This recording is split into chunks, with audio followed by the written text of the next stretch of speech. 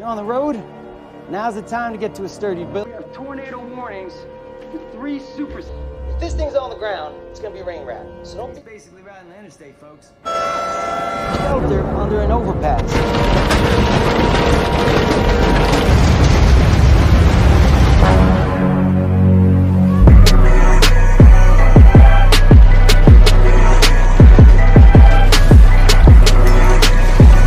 Halo guys, dimanapun kalian berantem yang kabarnya pasti bonyok-bonyok, daripada berantem mending pencet tombol subscribe biar warna merahnya menjadi abu-abu. Kali ini saya akan merangkum sebuah film yang berjudul 13 Minutes 2021. Film ini bercerita tentang sebuah bencana tornado dahsyat yang meluluhlantakkan sebuah kota. Kita akan diperlihatkan betapa mengerikannya kondisi alam saat angin tornado ini menerjang sebuah kota kecil, dan parahnya lagi penduduk hanya punya waktu 13 menit untuk menyelamatkan diri. Tidak usah waiting, mari kita simak alur filmnya.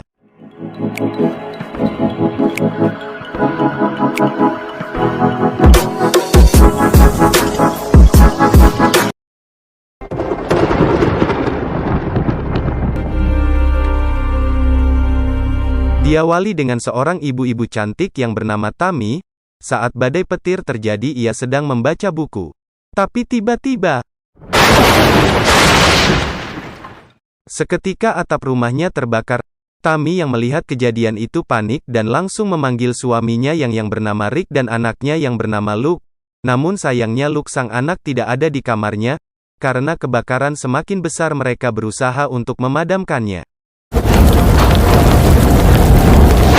Aim higher, Tammy.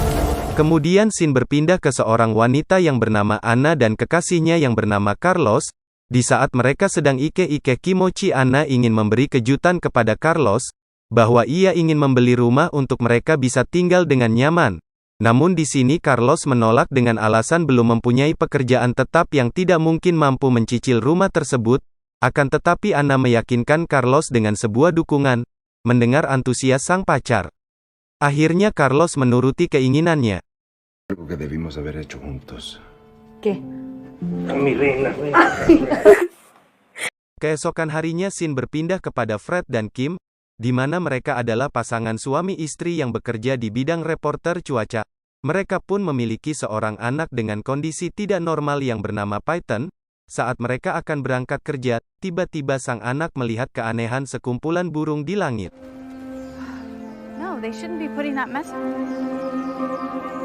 Okay, because we don't know that. Sang anak pun berkata kepada ibunya, bahwa biasanya burung seperti itu menandakan akan adanya bencana besar. Namun ibu yang harus buru-buru berangkat kerja menghiraukan perkataan sang anak tersebut. Scene berpindah kepada seorang remaja yang bernama Maddie. Ia terlihat takut ketika ingin memeriksakan kandungannya di klinik terdekat. Ternyata ia hamil di luar nikah. Kemudian saat kehamilannya diperiksa ternyata sudah berbentuk bayi. Ia pun berkata kepada dokter, "Dok, bisa enggak bayinya dikeluarin? Pacar saya enggak mau tanggung jawab." Ternyata dokter itu adalah Tammy, yang kita lihat di awal film tadi. Tammy pun memberi nasihat kepada dia agar tidak melakukan aborsi. Tidak terima dinasehatin, ia pun pergi. Kemudian ia menemui pacarnya yang bernama Eric. Ia meminta pertanggungjawaban dan membujuk Eric agar menikahinya. Di sini Eric belum siap dengan pernyataan Maddie. Mendengar alasan itu Maddie marah dan pergi. Jesus, Maddie, that was expensive.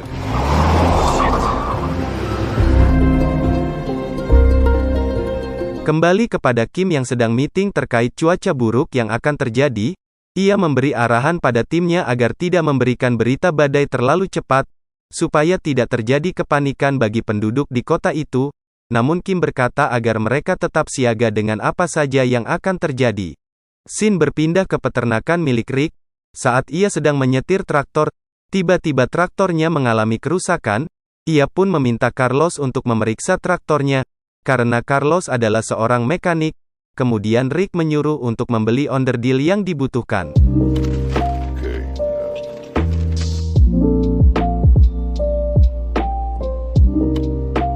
Di sisi lain Maddie yang hamil itu ditelepon oleh Kim. Kim menyuruh Maddie untuk menjemput Python. Ternyata Maddie bekerja sebagai pengasuh di keluarga Kim. Di saat itu Kim sedang sibuk dan tidak bisa pulang karena harus melaporkan keadaan cuaca yang cukup darurat. Setelah Maddie dan Peyton sampai di rumah, tiba-tiba Eric sang pacar itu datang menemui Maddie. Ia pun menjelaskan alasan sebenarnya tidak bisa menikahi Maddie. Ternyata Eric di sini sudah memiliki istri dan anak. No, don't touch me. Di sisi lain Kim menerima laporan bahwa tornado yang sangat dahsyat akan mengarah ke wilayah mereka. Kim pun langsung menyalakan sirine bahaya. Kemudian warga yang mendengar sirine langsung bersiap untuk masuk ke ruang bawah tanah. Mereka hanya memiliki waktu 13 menit untuk menyelamatkan diri sebelum tornado menerjang. Shelter under an overpass. Kembali ke Anna, ia mengarahkan seluruh penghuni hotel untuk mengikutinya masuk ke dalam sebuah ruangan pendingin untuk berlindung. Di saat yang sama Carlos yang sedang dalam perjalanan terkena hujan es. Scene berpindah ke Peyton. Saat itu tiba-tiba ia melihat berita siaran dari televisi yang tak lain pembawa acaranya yaitu sang ayah. Tiba-tiba TV itu mati. Ia pun penasaran dan mengeceknya keluar rumah.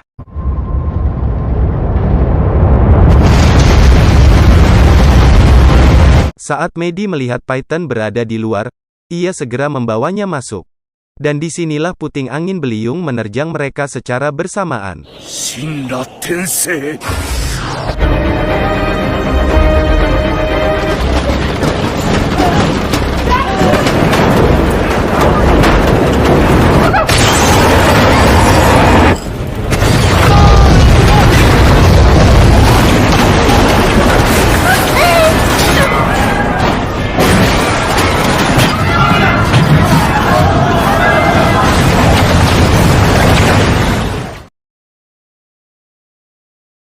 Beberapa waktu kemudian setelah badai berlalu, Fred memberitakan dampak dari tornado itu yang menghancurkan semua bangunan di kota tersebut. Ia pun segera pulang untuk mengecek keadaan istri dan anaknya. Betapa mengerikannya badai tersebut, sampai-sampai semua rata dengan tanah. Di sisi lain Carlos yang juga terdampak terjangan badai terlihat kesulitan saat tangannya terjepit. Untung saja Carlos selamat.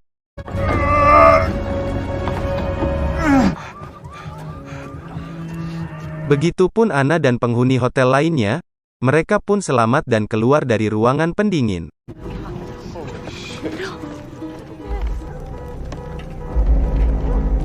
Singkat waktu Kim dan timnya datang dan segera mendirikan posko penanggulangan bencana. Di sisi lain Tammy mencari di mana suaminya berada dan betapa kagetnya ia melihat Rick tidak sadarkan diri. Tetapi akhirnya Rick pun selamat. Di sisi lain Maddie terluka parah karena tertimpa reruntuhan. Maddie segera dibawa ke posko untuk diselamatkan. Setelah itu Fred yang sedang dalam perjalanan, tercengang saat melihat keadaan kota yang hancur rata dengan tanah. Ia pun bertemu dengan rombongan dan juga Carlos yang terluka. Ia pun membawanya untuk segera diberikan pertolongan medis. Hand, goddammit.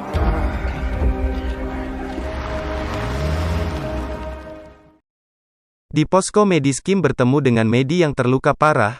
Karena ia tidak melihat Peyton bersama dengan Maddie, Kim panik dan segera mencari Peyton sang anak di runtuhan rumahnya.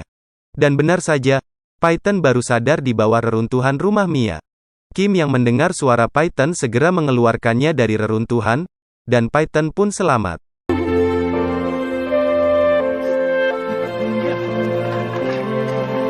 Di sini Fred tiba dan menghampiri mereka berdua. Akhirnya mereka sekeluarga selamat dari tendangan Ronaldo, maksudnya dari terjangan tornado yang begitu mengerikan.